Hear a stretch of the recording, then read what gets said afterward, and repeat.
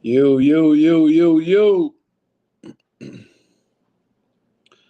I said, yo.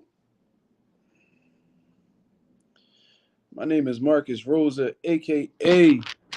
Mazuma TV. What's going on, y'all? Shout out to Mazuma Nation.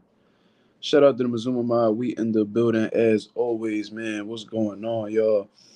I hope everybody's having a blessed, beautiful, positive, productive day. Well, I hope y'all had a blessed, beautiful, positive, productive day. You know what I'm saying? We well into the night right now. You know what I'm saying? And we live, baby. So we got some things we definitely gonna talk about, but I'm gonna let a few people come up in here. You know what I mean? And let their presence be known. You know what I mean? Um, Before we get started, for sure. I'm not gonna be on here too long, man. I ain't gonna lie to y'all. I'm pretty tired. You know what I mean? Long day. You know what I mean? So we definitely gonna get straight to it. We gonna chop it up with the people, and then we gonna head up out of here. You know what I'm saying? But I had to go live for the nation, of course. If y'all did not see my videos, if you didn't see my video this morning, man, go check it out. It's I felt like feeling like the time is now to see the big fights with Gervonta Davis and Devin Haney and everybody else that's in the mix, man. If you didn't see that video, go check it out for sure, man. Shout out to my boy Notes. He said, "Do your thing, bro. Just don't go too hard on him." Nah, we cool, bro. We definitely gonna address some things for sure. Yo, Chris, what up? What up? I hope everything is well. I hope everything's well. Slime, what up? Old school 868, what up, homie? What's going on? Tito Stacks, Mazuma Mob. Oh yeah, that ain't no doubt. That ain't no doubt. You know what I'm saying? My bad. I ain't been on your live. Been moving because of the tornado. Where you from, Chris? I ain't heard nothing about no tornado. You must not be anywhere near me, man. Where you from? Let me know.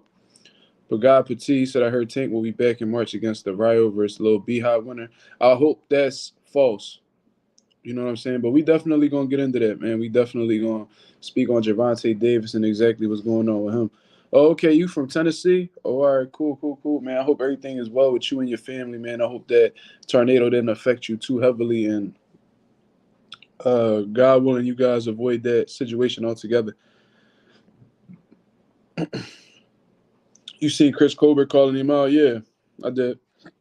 I seen an interview earlier while I was at work, and yeah, that's a fight we definitely don't want to see. I think we could all, you know what I'm saying, come to an agreement that that fight is absolute garbage and something that we really don't want to see. And that's something I'm not paying for. That's not even a fight that I would stream.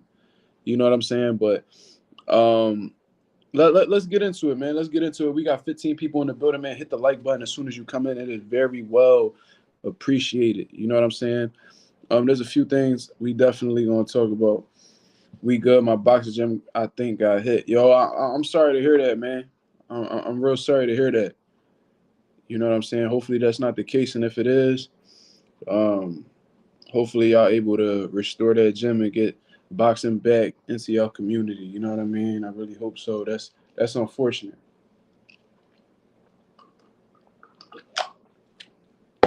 But I wish y'all the best. You know what I mean? So let's talk about it, man. Y'all see the caption on the video. You know what I'm saying? Let's get the Subriel Matias situation out of the way. You know what I'm saying? Because ever since his victory against Ergashev, he's been pretty hard to ignore in the 140-pound division. You know what I mean? When he got his IBF world title, like people was talking about him, but not too crazy. You know what I mean? But ever since this first title defense against Ergashev, where he made the dude quit in 5 rounds, I believe, 5 to 6 rounds, there's been a lot of talk about him. Teofimo has been mentioning him. I saw Bill Haney mentioning him.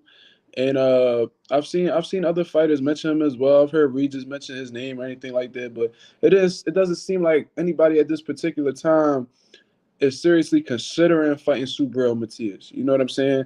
That's something that's pretty obvious. But according to Teofimo Lopez and a report I believe I seen on Michael Bench's Twitter, they're looking at they talking about they're like in the beginning stages of talking about possibly fighting in the summer of 2024. That's something that I've seen on Puerto Rican Day Parade weekend or something like that out in New York. It seems like something that they're trying to do, and if that's the case, that sounds like a top rank situation. You know what I mean? Because that's what Top Rank loves to do. They like to have their Puerto Rican fighters fight in New York during like Puerto Rican parade type weekend and things of that nature. You know what I'm saying?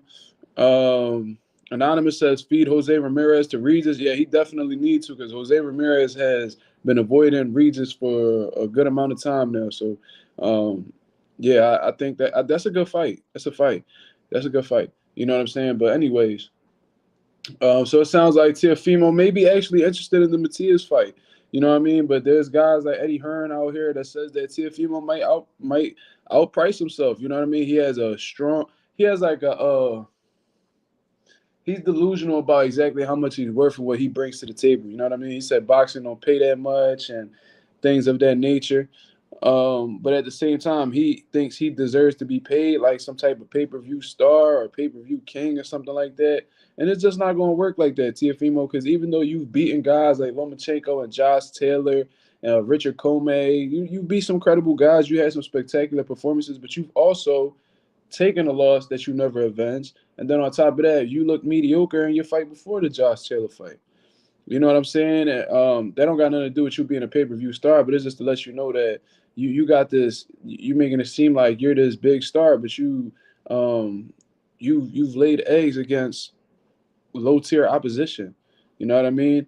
So that's what it is right there. So considering that, and you don't have a history of selling pay-per-views all like that, I don't see why you feel like you deserve all this money. Why is your father saying that to fight Devin Haney, y'all would need $20 million? What type of money? What do y'all bring to the table? How much do y'all sell in tickets? How much do y'all sell in pay-per-views? If y'all have ever had a pay-per-view fight to make promoters believe that you're worth $20 million or worth paying $20 million. You know what I mean? So hopefully this is a situation where he might actually fight Matias. You know what I mean? Um, and maybe hopefully he could get the money that he's looking for. Because if it's a unification fight, I'm sure he's going to be looking to try to get some type of money out of it, and it might be an amount of money that they might not feel like he's worth. So that fight might just fall through. You know what I mean? Teofimo gives me he has like a tint of like Keith Thurman in him. You know what I mean? That's how he comes across. You know what I mean? He's more relevant than Keith Thurman, but in all honesty, he has like this crazy. How can I say this? He has like this crazy assumption of what he feels he's worth, and it just doesn't make sense from the business aspect. You know what I mean? It's like he's the only one who believes that he's worth that much money. And at the end of the day, it's like you could feel like you're worth whatever you want, but if them numbers say any different, it's a very strong likelihood that you won't be getting that type of money. You know what I'm saying? Karma Serene says they've never done a pay-per-view. Yeah, that's my point. You know what I'm saying? If he's never done it, I know that. I was just putting it out there. I know Teofimo has never done a pay-per-view. So being that you don't have a history of being a pay-per-view star, and I don't recall what his ticket sales were, but I never heard anything outstanding out of this world sellout type events that he's doing that will make me think that he's worth the type of money that he's looking for. So with that being said, it's like I think Teofimo needs to be more humble when he comes to that negotiation table and take that money and continue putting on great performances so you could just keep leveling up them purses. You know what I'm saying? But until then, seems like you're gonna be on the shelf for a long time, my brother. But hopefully he makes that fight happen with Subriel because that's a great fight. It's a great unification fight. WBO and the IBF coming together to make a fight happen. That's amazing. You know what I'm saying? No says, how much do you think he's worth? Well, that's not ultimately up for me to decide. You know what I mean? I can't really say. I would have to look at the numbers and what he's done historically, what he sold ticket sales wise. But that's ultimately up for the businessmen to decide. That's what Bob Arum need to decide, along with whoever's putting the money up. Man, that's ESPN, whoever the hell. That's for them to decide. Me, I'm just outside of being a boxing trainer. I'm a boxer fan. That's not really my concern. My concern is seeing the big fights happen. They have to make the fights happen by making it sensible for both guys. You know what I'm saying? But I'll definitely tell you this: he's not worth no $20 million. I know that.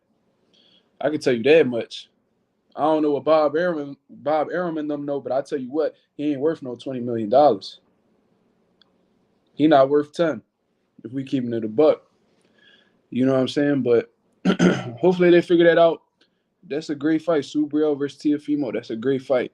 On the other hand, if you guys haven't been really aware, Bill Haney has been talking about Subriel Matias as well.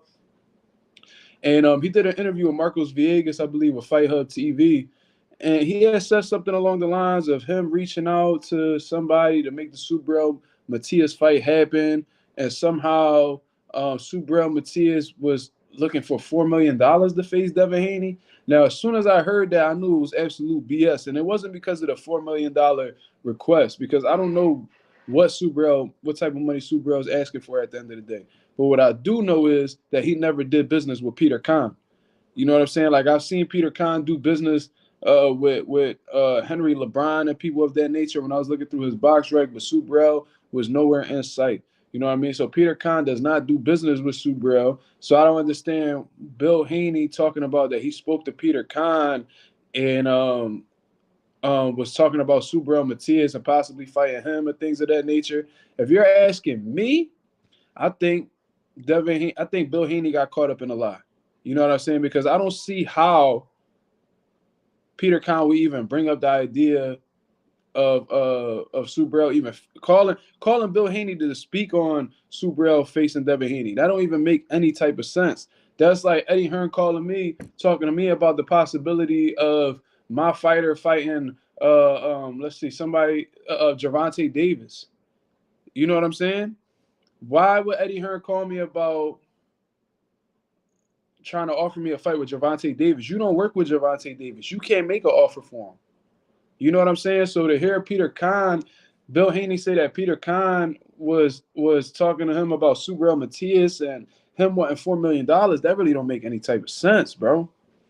It sounds like Bill Haney in his head somehow thought that Peter Kahn had some type of business going on with Subriel, so he put it out there in the media to try to make Subriel sound bad and maybe it was him getting maybe it was Bill Haney just trying to put something out there to try to make Subriel look bad, and it just backfired on him.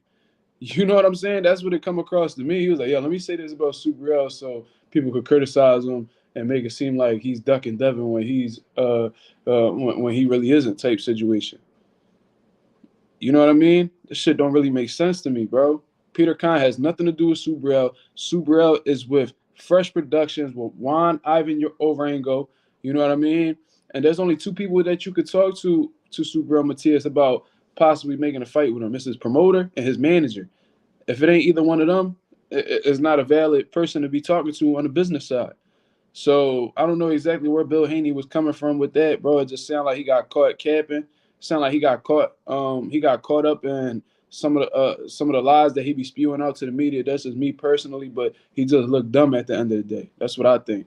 You know what I mean? And it go to show that Shakur may have been saying some truthful things about Bill Haney and him capping to the media and things like that. That's the thing about somebody like Bill Haney, though. Bill Haney is real slick with his words and how the way he goes about things. He's real methodical with how the way he pushes things out to the media.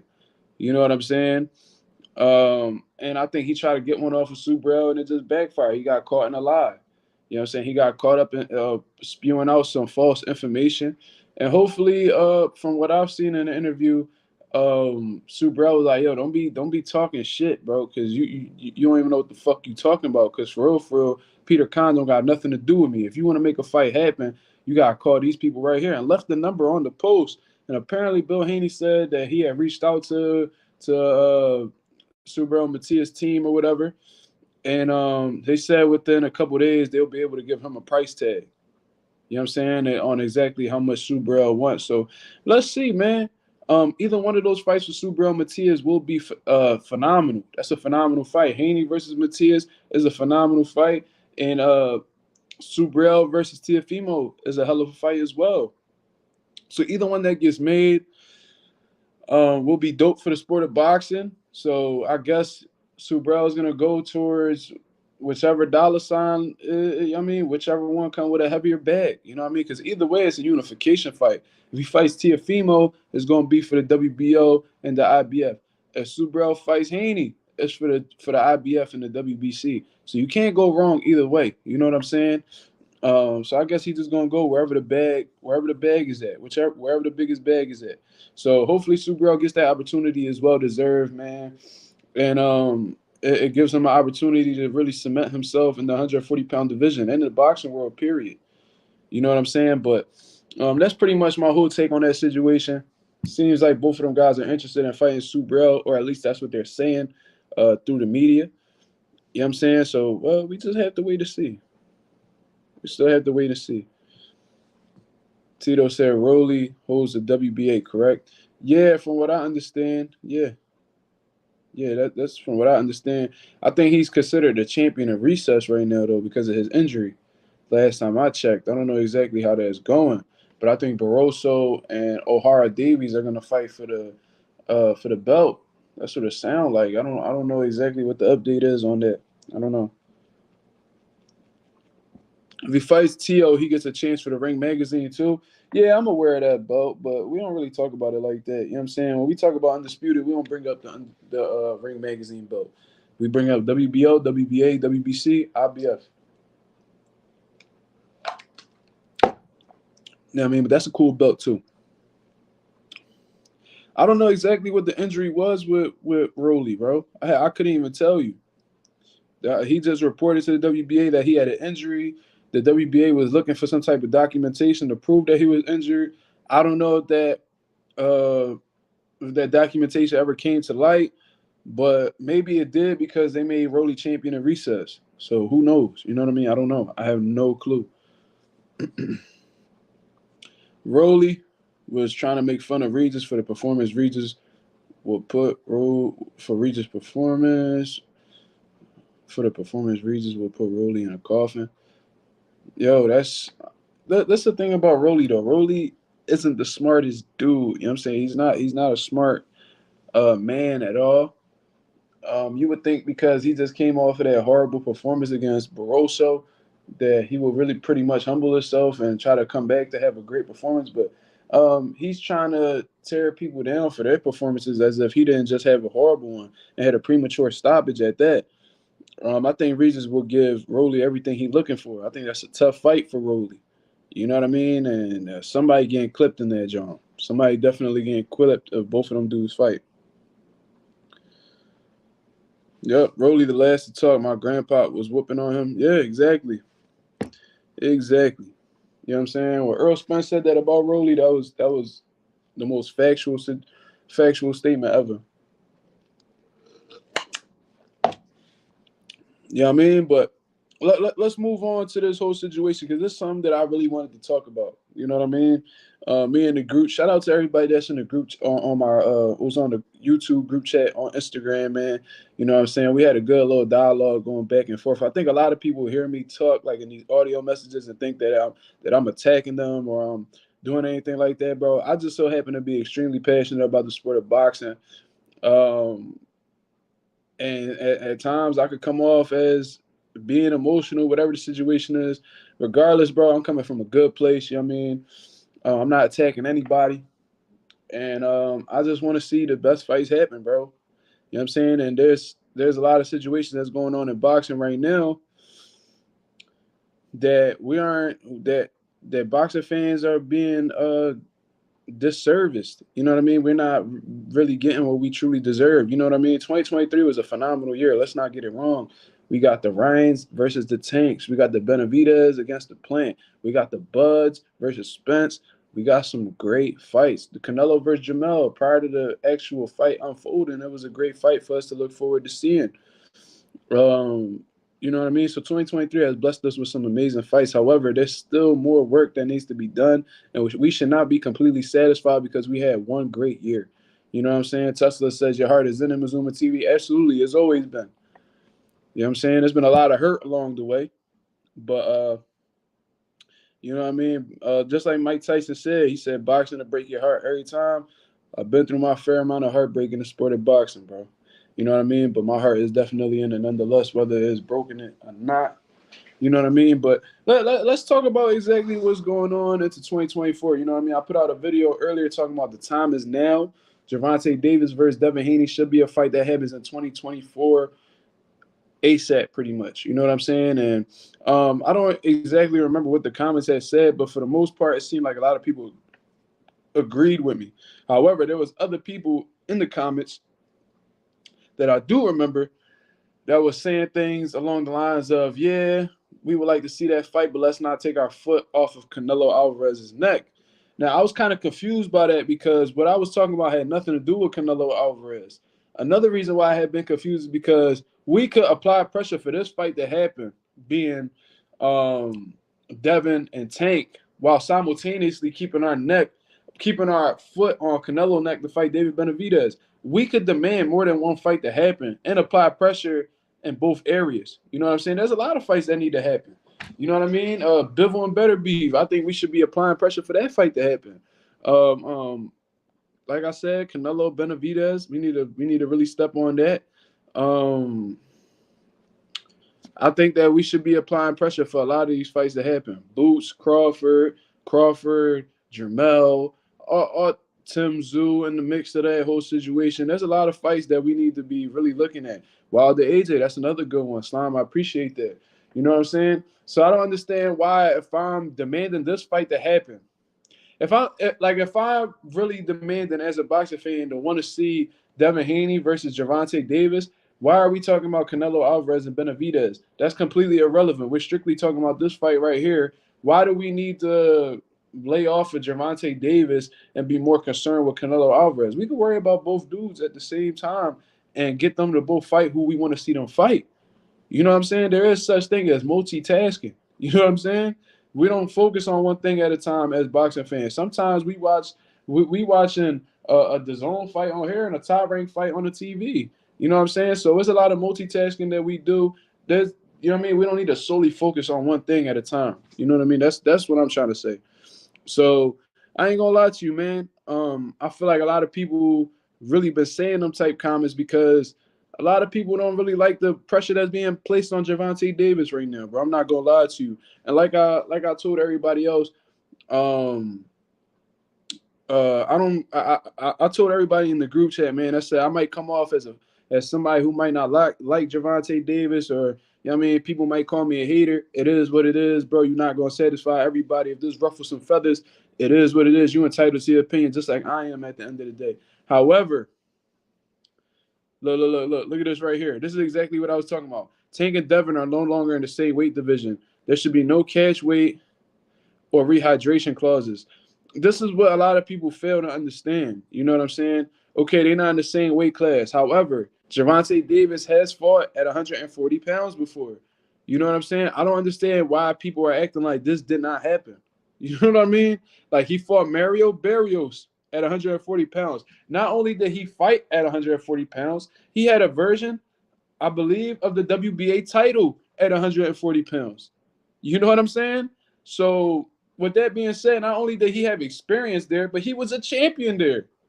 So can we legitimately say that Gervonta is too small for the 140-pound weight class when he beat one of the biggest 140-pounders in the division? Mario Barrios was like a 5'10", 5'11", super lightweight.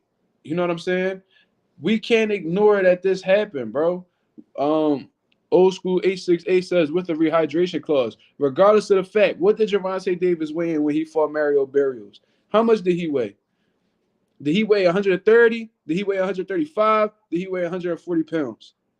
I don't care about who had what rehydration clause. At the end of the day, that was his fault for signing that contract and agreeing to that rematch clause. You know what I'm saying? What weight did he fight at? They fought at 140 pounds, regardless of whether there was a rehydration clause or not. So with that being said, it's like, why not fight Devin Haney at 140 pounds? Why not? You did it before. Why you can't do it now? Like I said in this group chat, it reminds me of, it doesn't remind me of, but let's say, for example, you know, Floyd had a couple fights at 154 pounds, right? He fought Cotto there. He fought Canelo there. He fought Oscar De La Hoya there. All right, cool. So let's say and Floyd was champion at 154. You know what I'm saying? So with that being said, let's say they're demanding Erislandy Lara to fight Floyd Mayweather, right? And somebody come out and say, "Oh well, Floyd's not really comfortable at 154 pounds, man. He doesn't need to move up. Oh, he doesn't need, bro. He's already fought there. What do you mean he don't have to move up? Or he's too small for the weight class, bro? He's fought there multiple times. But when it comes to Erislandy Lara, all of a sudden, Floyd's not a 154 pounder, but he was a 154 pounder when he fought Cotto. He was a 154 pounder when he fought Oscar De La Hoya. He was a 154 pounder when he fought Canelo Alvarez. That was a 152 catch weight, regardless. That's still a super welterweight contest. If you pass 147 pounds, you are a super welterweight, whether you at 148 or 154. You're a super welterweight. It is what it is. You know what I'm saying? So what I want to know is, why are people so content with Gervonta not facing somebody like Devin Haney? Why are y'all so content with Gervonta Davis not fighting at 140 pounds? This is stuff that I actually want to know, because it's not really clicking up here, bro. I'm not gonna lie to y'all. You know what I'm saying? Gervonta Davis does not have a fight announcement right now. You know what I'm saying? I'm sorry, I read something right there, but I was just reading something in the comments, completely lost track of what I was saying. But let me see what's going on right here. Cornell says, new sub, what's up, Mazuma? I don't think the Tank versus Dev fight is happening. Tank ain't going back up, and Dev not agreeing to a rehydration clause. He's already said it. Tank needs to fight Shakur. Okay, so my problem is with that, right? If that you might be telling the truth. You might be right. You know what I'm saying? I heard Devin say that he's not agreeing to no rehydration clause because that'll take away from his performance. And I agree with him, because Devin Haney is somebody who rehydrates pretty heavy. You know what I'm saying? That may be what he needs to perform to the best of his ability. Tank ain't moving back up. I'm glad that you acknowledge that I'm glad that you saying that actually acknowledges the fact that he fought at 140. And it's crazy that this fight won't happen strictly because Tank doesn't want to have somebody. He doesn't want somebody to have this weight advantage over him. But if you're the one, if you're the best fighter in the world and everything of this nature, and Devin Haney's not this big puncher or anything of that sort, then why does him rehydrating bother you at all? You know what I'm saying? I really don't understand that. I really don't understand that.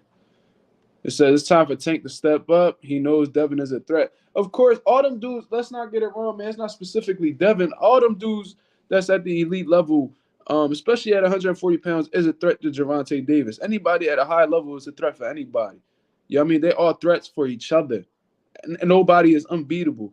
There may be people who might have some stylistic advantages and things of that nature, but for the most part, everybody is beatable. Anybody could be beat, including your favorite fighter, regardless of whether you like it or not. Tank can make 140. He's capping, or his trainers.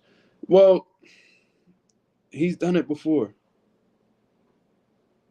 I am not backing my Tank. If he fights Devin, it needs to fight him straight up. I agree with you, old school. I agree with you. He said, yo, Mazuma, Tank said he didn't like the way he felt at 40, but I agree with you. Tank definitely needs to face a tough challenge for his next fight. Yeah, I don't want to see any Isaac Cruz rematches. I don't want to see the winner of Rayo and Chris Colbert fighting Gervonta Davis. I don't want to see any of them guys. Look, I've heard Gervonta Davis say on several occasions that the time is now. At the time is now, how you claiming it is, then you shouldn't be looking any further than the actual threats that are in or around your weight class, bro. You need to go fight the Devin Haneys. You need to go fight the Shakur Stevensons. You need to fight the actual, if you're going to fight the champions, bro. Nobody's really a champion at 135 right now besides Shakur. All the other belts, I believe, are vacant or about to be fought for. You're going to have to fight some of the champions at 40 then.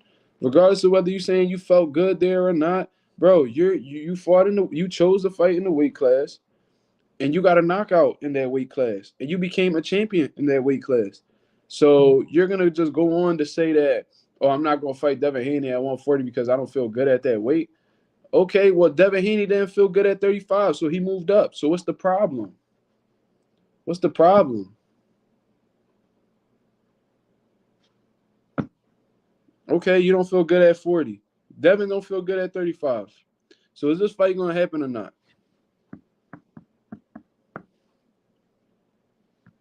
Devin and Shakur are both free. Tank just need to write up a contract, and they going to take it. If he wants to fight those guys, it'll happen. That's all I'm saying. But the common factor with none of these guys fighting is Gervonta Davis. That's what I'm trying to get at y'all about. Gervonta Davis is the A side. You know what I'm saying? I hate to say it, but I don't really like talking about A and B side fighters and things of that nature. But Gervonta is the A side. So with him being the A side, he's the one that sends out the offers. He's the one who sends the contracts. He's the one that dictates who gets paid what and things of that nature. So if these fights want to happen, Tank has to be the one to send the offers. Devin can't send Tank no offer. Devin's not the A side. I think he's well aware of that. Shakur can't send Tank no offers. He's not the A side. I know he's aware of that. So the only way we're going to see these fights happen is if Tank busts a move. He's going to have to bust a move, man. Slime says Tank moving funny just because he's a face. Well, it's debatable if he's really the face or not. You know what I mean? There's still some other guys that's on the come up right now that's doing their thing. But, you know what I mean? If you want to say this is Tank's movement, then fuck it. Then just say what it is. You know what I mean? But this is the thing. This is the thing that with how the way Tank be moving, bro. And a lot of people be trying to justify how the way he moving. He does a lot of things wrong. For the most part, this whole belts don't matter situation that Tank be on, bro. To be 100% honest with Gervonta Davis, you have not accomplished that much you haven't even accomplished that much belt-wise in terms of being a champion or anything to really feel like belts are not enough. How many belts have you obtained in your career that was actually legitimate? You got the IBF at 130. All these other belts you got was regular titles. All these other belts you got was regular titles, bro. I think he had the WBA regular at 135, and when they was trying to get you to fight Devin Haney, when Devin Haney had the ultimate WBA title, whatever the hell you want to call it, y'all threatened to vacate the title. And then when you beat Mario Barrios at 140, I believe you had the WBA regular at that weight too. And I think at the time that you got the WBA regular, I think Josh Taylor had the legitimate WBA title. So if we're being honest here, Gervonta has only had one legitimate world title. You know what I'm saying? So the fact that you're going around talking about belts don't matter when you've only had one legitimate one in your career that you've earned, it make me scratch my head. It's like, bro, what makes you think that you so accomplished because you getting good paydays? You know what I'm saying? And usually the people what makes me scratch my head is people who usually say belts collect dust and belts you can't feed your family with belts. They usually say that after obtaining a good amount of belts. You know what I'm saying? Like Terrence Crawford, he said he only care about the money right now. He's saying that after he became 2-time undisputed world champion. Floyd Mayweather, he said that belts collect dust and everything, you know what I mean, just shitting on the belts. How many world titles did Floyd Mayweather get? He's a 5-division world champion. Unified world champion at welterweight. You know what I'm saying? Won an infinite amount of belts. I remember Floyd had the pool table filled with all different types of world titles that he had won throughout the course of his career. You know what I'm saying? He has the right to say that because he actually done been through it. That man done grabbed multiple belts. He done became champion multiple times, defeated top-level opposition multiple times. Let's really get into Gervonta Davis' resume. You know what I'm saying? This is something that makes a lot of people uncomfortable because they fans of Gervonta and things of that nature. But let's really break it down, bro. Because in all honesty, bro, it's getting extremely frustrating trying to be a fan of Gervonta, bro. It's frustrating to support this man when he really don't give a fuck about what the fans want. You know what I mean? Let's just keep it a buck. Tank don't care about what nobody talking about, bro. As long as he got a couple dollars and he comfortable, bro. He don't want to fight. He don't care to fight anybody that we want to see him fight. He's content with fighting these flat-footed Hispanic fighters. Flat-footed Hispanic fighters, bro. Keep it real, man. Isaac Cruz, Hector Luis Garcia, Leo Santa Cruz. The list goes on. Jesus Cuellar. The list goes on and on and on. Was even about to fight Abner Mares at one point, bro. Abner Mares, dog. Really?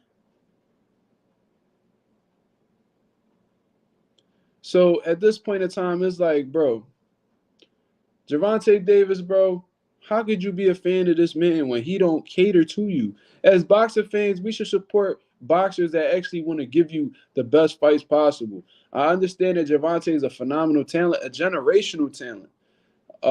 Somebody that could truly be an all-time great if he were to really channel into being legacy-driven. But how could we support this man as boxer fans if he's not giving us what we want, man? How? Why has he never shot an offer to Devin Haney to fight? Why has he never shot an offer for bro? Let's really get into it. Let's really get into it. I'm not even stuttering because bro, I got so much shit that I want to address with this man. And in all honesty, bro, one of the biggest people we could blame for this whole situation and why Tank has this mentality is Mayweather Promotions. You know what I'm saying? Leonard Ellaby, bro.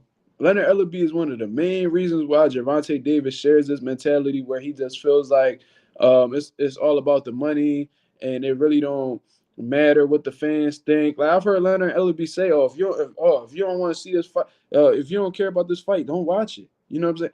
Bro, as a promoter, you're going to completely against what your job description is. You know what I'm saying? If you're a promoter, you're supposed to promote the fights to get the fans tuned in to watch it, to generate more revenue for you and your company. As a promoter, you're going completely against your job description when you're telling fans if you don't like it, don't watch it. Who are you? Who are you, bro? You know what I'm saying? Like you going around telling fighters, you going around telling fans, if you don't like it, then you don't need to watch it. As if like the fans not the reason why you getting a check, nigga. The fuck is you talking about, bro?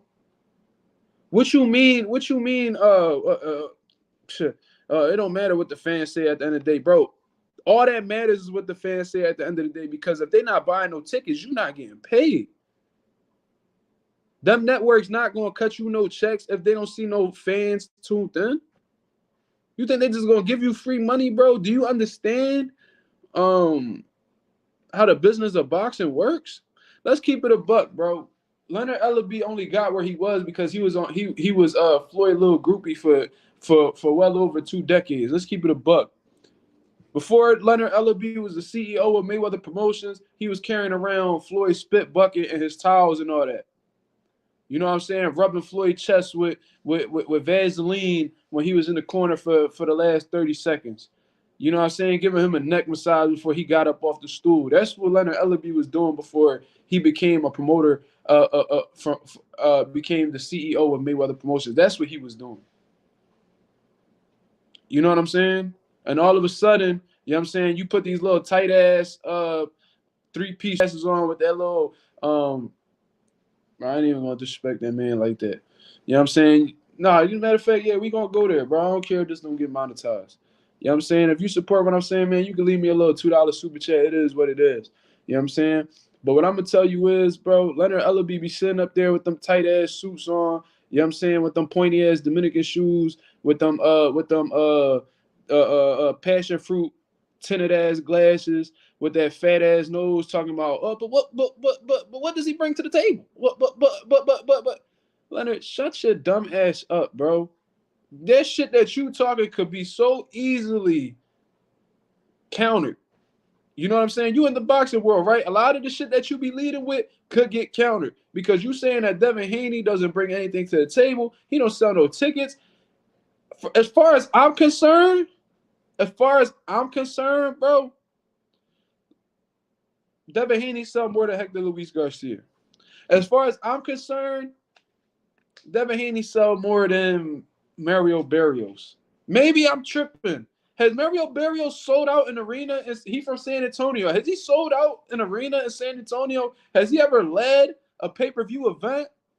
Has he done what numbers has Mario Barrios sold? That's like, oh, he brings something to the table. Bro, he brings nothing to the table. Nothing to the table. What does Hector Luis Garcia do? What has he done besides beat up on Chris Colbert? Has he sold anything? A lot of people thought he was me with the fitted on. When Hector Luis Garcia had a beanie on, they was like, yo, that's Mazuma TV. No, it ain't. They don't even know who he is. They thought he was me. They thought I was Rumbling Tank. They were like, yo, good luck against Gervonta. No, that's not me, bro. That's not me. But somehow, these dudes bring you telling me that these dudes bring something to the table, but Devin Haney don't. Just say what it is, bro. Just say what it is. When Hector Luis had, when he covered his little baldy, and he just had the beard and the whole eyebrows, and they thought it was me. They was like, yo, good luck against Gervonta, man. That ain't me, cuz. That ain't me, cuz. That's how much of a star Hector Luis Garcia was. They thought it was Mazuma TV fighting Gervonta Davis. You know what I'm saying? So that's what it is, bro. That's what it is. So y'all need to say the reality of the situation. Y'all trying to make Tank a pay-per-view star. We're taking the less risk possible. And with the history that Gervonta Davis has with Devin Haney, that's not a risk y'all really want to take right now. Y'all had them spar. Apparently, Gervonta sparred Devin. He clipped Devin in the early rounds. You know what I'm saying? They stopped it momentarily. They got back in the mix. They did doghouse rules. Adrian Broner and his people put bread up. You know what I mean? Bill Haney got a bag, too, from what they be talking about. So he put up a bag. You know what I'm saying? And then they got the boxing or whatever. Gervonta Davis got fatigued. Devin didn't. Devin made him get up out that ring, and they all had to pay Bill Haney. That's what I heard happen. This is something that Adrian Broner has confessed on several interviews. This is what happened. And maybe based off of that situation and what the people saw in the gym that day, they was like, yo, we got to keep moving away from this kid. Considering that Devin Haney has grown tremendously since then and has accomplished a lot of things and has faced some quality opponents since then, while Gervonta has been facing subpar opponents. You know what I'm saying?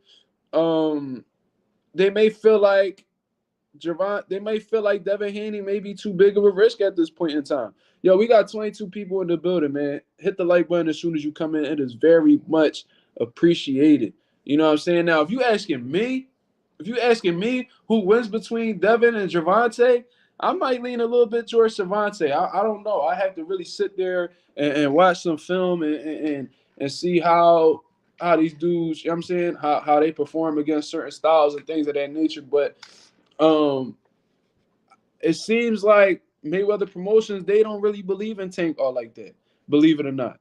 It sounds like they really don't believe in him like that.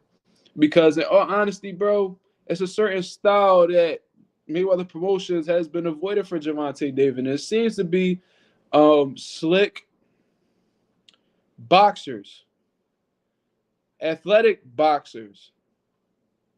You know what I'm saying?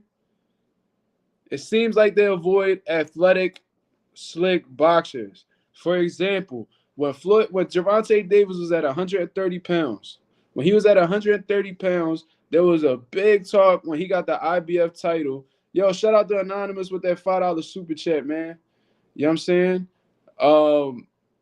Shout out to Anonymous with the $5 super chat. You know what I'm saying? Shout out to him, of course.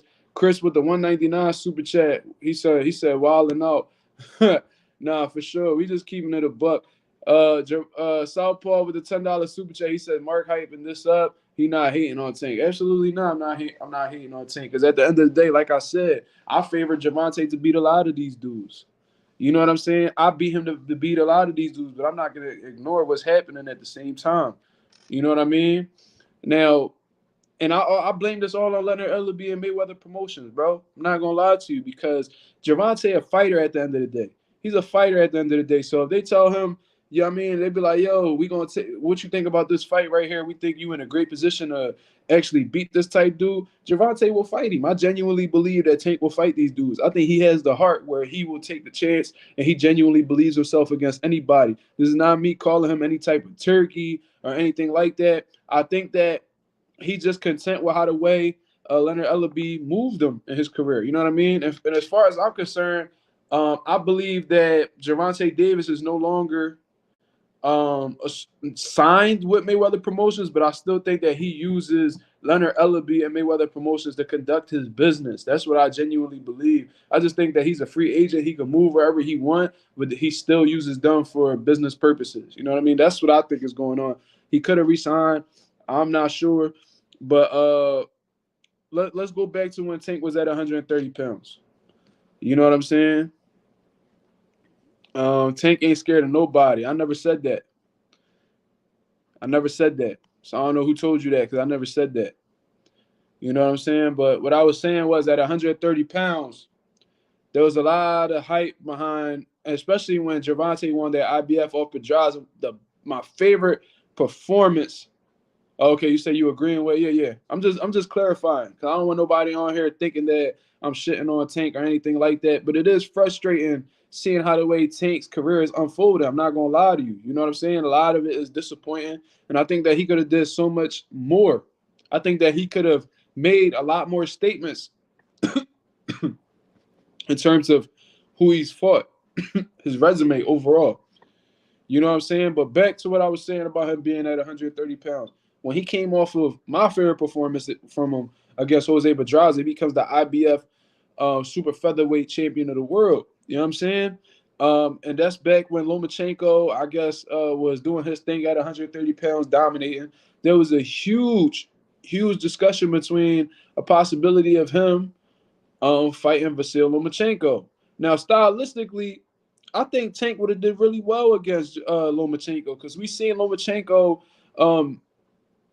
He has trouble against, like, if we really look at Vasyl Lomachenko, bro, if you had any type of foot speed, understanding of just overall ring intelligence, man, and you had some respectable pop, you typically had a good fight with Vasyl Lomachenko. You know what I mean? It's a perfect example, Teofimo Lopez. Whenever he tried to cut out angle against Teofimo will beat him to the angle and then fire off a combination to neutralize his offense. That's shit that we see habitually. And I think that Tank is just as fast as Teofimo, if not faster.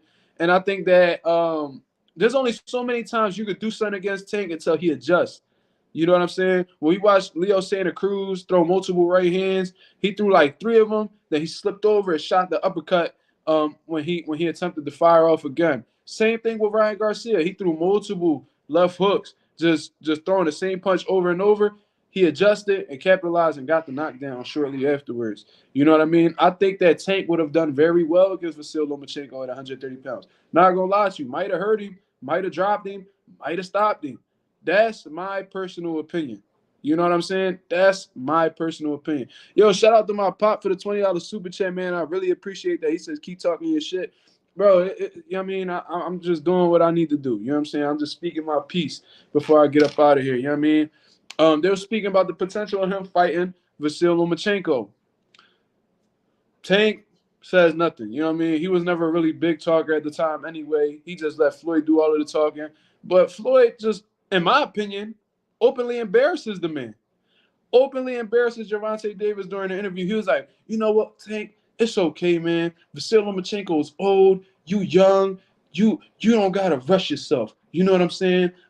You take your time. You know what I mean? Whenever you ready, that you bro, when you're doing that in front of the cameras, bro, you're pretty much letting the people know that you don't feel like Gervonta is ready for that step up in competition. That's what you're doing when you do that. You know what I'm saying? Instead of just saying, like, even if y'all wasn't pursuing the fight, there's so many better ways you could have went about it. You could have said something like, yeah, man, that fight definitely gonna happen, man. Like, we would genuinely like love that fight. You know what I'm saying? We gonna keep doing what we doing on our side, and whenever the opportunities presented, We're going to make it happen. Beautiful response. That would have saved a whole lot of backlash for Gervonta Davis. But what did Floyd do? Talk about Vasyl Lomachenko's age and Gervonta being young, and there's no rush.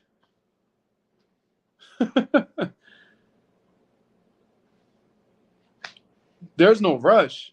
So the fans demanding the fight. That's nothing to be concerned about. You know what I mean? I don't understand that.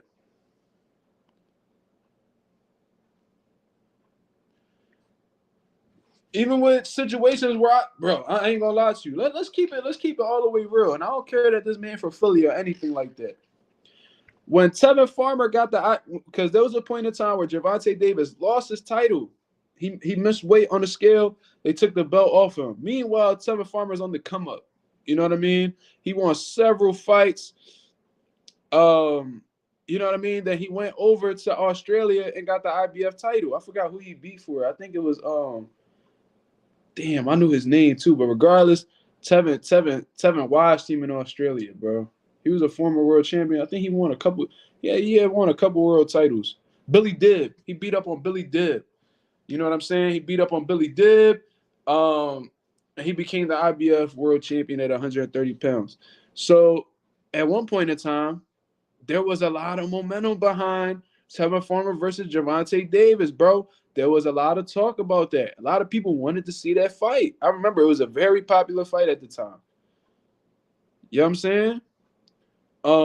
Unfortunately, that had fell through because Tevin Farmer had he had taken an L, I believe, against Jojo Diaz, so that fight completely fell through. But regardless, when it was at its peak, Leonard Ellaby, Mayweather Promotions, they was extremely hesitant in making that fight happen.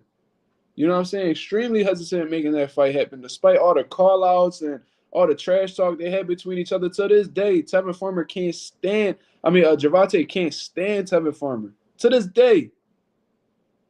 You know what I mean?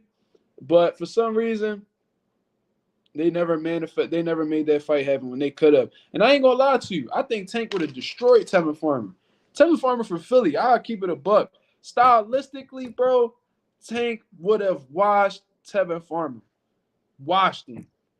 Beat the dog shit out of Tevin Farmer. You missed out on an opportunity to beat an IBF world champion who has several title defenses. Tevin Farmer made a lot of money because he hopped on the Matchroom bandwagon when they just got with the zone and they was overpaying everybody. Tevin took advantage of that. He fought like 5 times in 1 year. 5 times in 1 year, had 5 title defenses, bro. It got paid. So paid, in fact, that man took like a 2-3 year layoff and was chilling. Didn't care about fighting or anything of that nature. He's fighting in the arena in South Philly right now for chump change. You know why? Because he paid. He chilling. Missed out on that fight. So that's Vasyl Lomachenko, Tevin Farmer. Let's move on to the final one. Gary Russell. Gary Russell was a champion at 126 pounds who spoke on Gervonta's name any opportunity he could. He's from the DMV, just like Gervonta Davis. He's from Capitol Heights, Maryland. Gervonta is from Baltimore, Maryland. You know what I'm saying? They were speaking on that fight for a good amount of time. Gary Russell was talking about how you gonna put all types of hands and feet on Gervonta, and Gervonta not really like that. It's completely disrespecting this man. You know what I'm saying? Wanting to have that fight real bad. They said they wanted to make that fight happen in the DMV. They wanted to make that fight happen for the culture over there. What happened? Mayweather Promotions, Leonard Ellaby and them. It's crickets, bro. Crickets. Imagine if Tank would have went up against Vasyl Lomachenko, hypothetically speaking, and he beats Lomachenko. Then he goes on and he stops Tevin Farmer. And then he goes and he fights Gary Russell and stops Gary Russell. Y'all telling me that if he would have had them 3 people on his resume, that he wouldn't be in a better place right now? Think about it, though. When Tevin had 5 losses, but he was He was one of the top guns at 130 when he got that IBF strap after he beat Billy Dib. If he would have beat that version of Tevin Farmer, then beat Gary Russell when he moved up to 130, and then went on to beat Vasyl Lomachenko, who was at his best at 130 pounds, in my opinion, 126, 130. If he would have fought all three of them dudes and possibly beat them, hypothetically speaking, because I think he capable of beating all them dudes. You mean to tell me that he wouldn't be in a better position right now? You mean to tell me that, I mean, he's in a great position. Let's not get it wrong. Let's not get it wrong. He's paid. Got a lot of money in his last fight. But I'm saying in terms of resume, actually, like, you know what I mean, satisfying the fans. Would there be this much criticism for Gervonta Davis if he would have fought them three dudes and beat them? Resume-wise, that's what I'm speaking on. Ralph says Tank resume could have been way deeper. I think that's what you meant to say. At the Pedraza, he could have fought Loma, Tevin Farmer, Gary Russell, Burchell, Valdez. When they were at the top, even Mikey Garcia and Jorge Linares. Well, Mikey and Jorge, I believe at the time were at 135, and I don't think Tank was really worried about that at the time when he was fighting Pedraza and all that. Pedraza, Loma, and Tevin, that was in the 130-pound era, especially the Burchell and Gary Russell situation, and the Valdez, in all honesty. But Mikey Garcia and Jorge Linares, they didn't even get to fight each other. That would have been an amazing fight. But they was in totally separate situations at the time. I don't think that fight would have happened anyway. But them other fights I agree with. Them other fights I would agree with. His resume could have a lot more. Okay. Congratulations to Iron Boy Ivan Calderon for his Hall of Fame induction for this year. That's dope. I was waiting on that. That took a pretty long time, didn't it?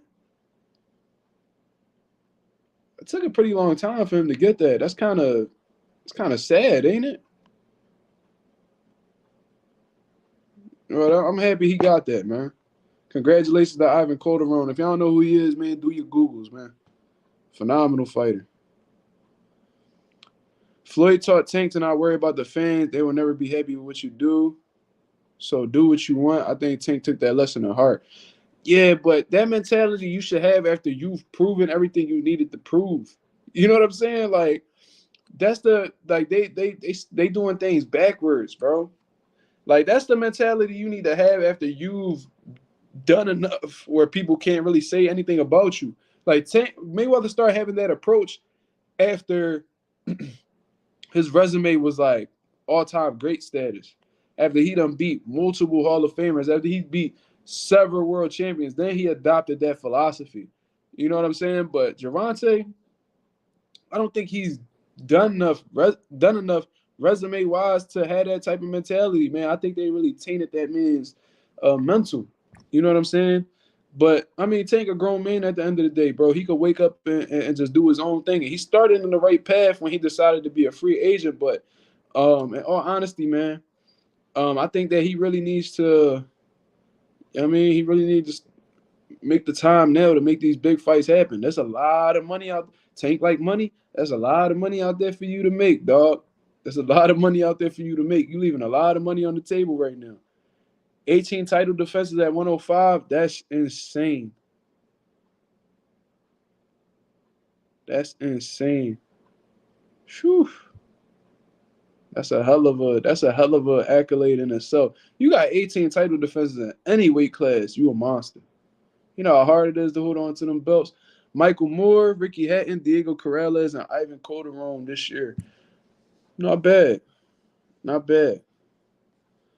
Diego Corrales, RIP to Diego, man. Not bad.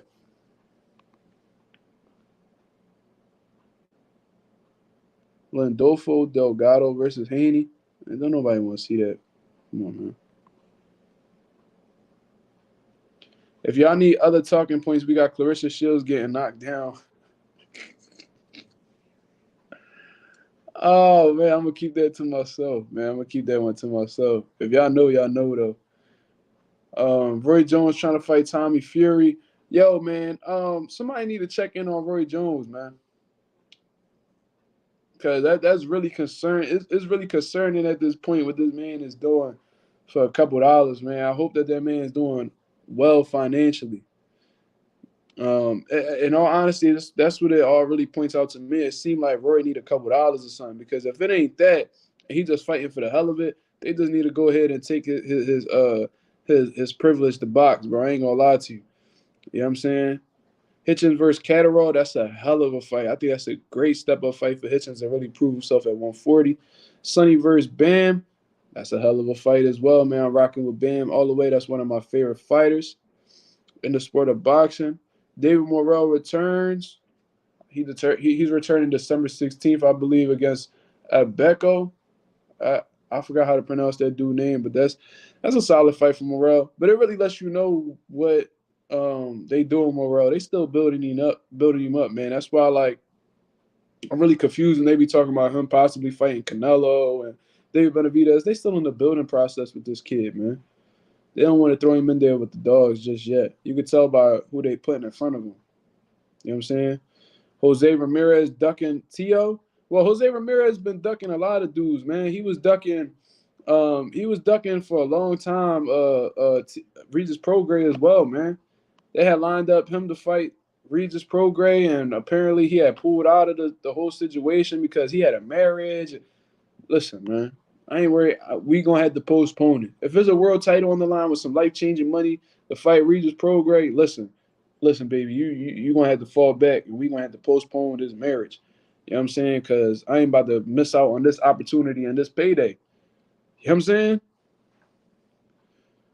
Shout out to William Jimenez. He said, give this brother likes, man. Yeah, hit the like button as soon as you come in. We got 36 people in the building, man. I appreciate everybody that's stopping in right now. You know what I'm saying? Legacy and monetary success don't always align. Roy is a life lesson. Unfortunately, he is. Tesla, that's a great comment that you just made right there. He definitely is a life lesson. And you can learn a lot about that dude and how the way he moved, all the mistakes that he made. If you really study Roy, you could avoid a lot of trouble throughout your career, man. I'm going to just let you know that right now. Now they're talking about Haney versus Sandor Martin. I believe they said they gave Prograis. Okay, so they gave him a voluntary to fight Haney, but now Sandor Martin is the mandatory for the WBC. But that's stylistically, that's a very terrible fight. That's a terrible fight. That'll be a very lackluster fight, in my opinion. Unless Devin Haney comes out extremely aggressive in this fight, actually like tries to put the pressure on Sandor Martin. That's a terrible fight, bro. It's a terrible fight. I don't know how Roy passes his medicals. He obviously has neural problems. Yeah, the way that he's gotten knocked out in the past and cutting an extreme amount of muscle off in one fight and things of that nature, and how the way he falls when he gets knocked out. That Glenn Johnson knockout was ugly, man. That was an ugly knockout. You could tell that he does have some type of neurological damage. You know what I'm saying? And I don't know. I've seen Roy do road work, and he looks like he's in pain, bro. If you watched him training for Mike Tyson, bro, he was running uphill, like running up a mountain. And Roy looked like he was in genuine pain, bro. He looked like Dirk Nowitzki. You know when like Dirk Nowitzki, like the last couple years that he said like him staying in the NBA for an extra year is the reason why he can't like play with his kids no more. He has trouble like walking, back problems, leg problems. That's exactly how Roy looked. You know what I'm saying? Like they look all beat up, man. Take on Ben and Haney. He called out Haney today. Well, Conor Benn calls out a lot of people. He need to call out the people that caught him cheating on that drug test. You know what I'm saying? Because apparently he can't even fight in the UK anymore until they do a proper investigation for his positive drug test. You know what I'm saying? The British Boxing Board of Control not letting up on that man. He thought that he was, this the arrogance of Conor Benn. Conor Benn tests positive for a banned substance, right? Does nothing to get himself in the boxing board's good favors. Try to get on their good side. He did nothing to get on their good side. He leaves. He sneaks on the undercard out in Florida. Has a tough fight against somebody who's actually cheating against him, and then goes back up. He thinks everybody, because he fought with that long layoff he had, that people just gonna forget that he tested positive for steroid, tries to come back to the UK. They like, oh, hold up.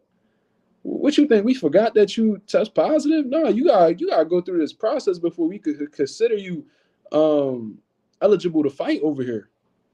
You know what I'm saying? So now, like, he all upset, and now he talking about Chris Eubank forgot his pen.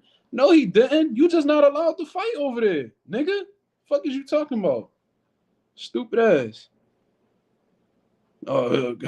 Chris Eubank must have forgot his pen. Goofy. Clown. He need to come to the U.S. and do VADA testing. Because you over here struggling with dumb drug tests out in the UK that's extremely lenient. Let's see what you really got in your system and come over here and take a random blood and urine test, Olympic-style drug testing, VADA. Voluntary Anti-Doping Agency. Go sign up for them and see if you know what I'm saying, what type of time you want. You know what I'm saying? Conor Benn need to fight Gervonta Davis. Straight up. Oh, Chris Eubank must have forgot his pen. Devin, I'll welcome you to 147. Man, shut your dumb ass up, bro. Go take your little butthead Martian, built ass the fuck up out of boxing. Franklin the Turtle, Beristain Bear, built ass nigga, man. Man, fuck Conor Benn. Tell him Mark said that too. Tell him Mazuma TV said that.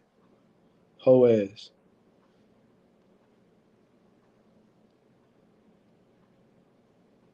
Rouse said in an interview, he says he believes they should make an exception for the substance he used, and they should let you be able to use trace amounts of the substance. That sounds extremely familiar to what the WBC did for Mexico, for clenbuterol. You know what I'm saying?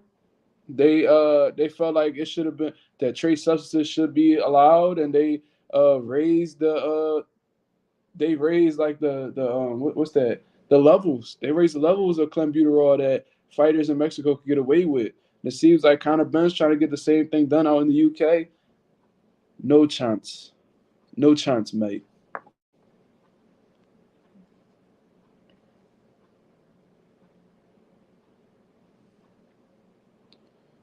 I'm not saying, bro. He had 47 just like Boots, and he been mentioning Boots. I ain't trying to get nobody executed. I would love to see it, but that man mentioned Gervonta and his name on his own. Conor test positive for clomiphene. That's a drug women take that can't ovulate. Yo. Well, I don't know if he was sneaking in his baby mom medicine cabinet. I don't know what he was doing, but it ain't work out, my brother. It ain't work out.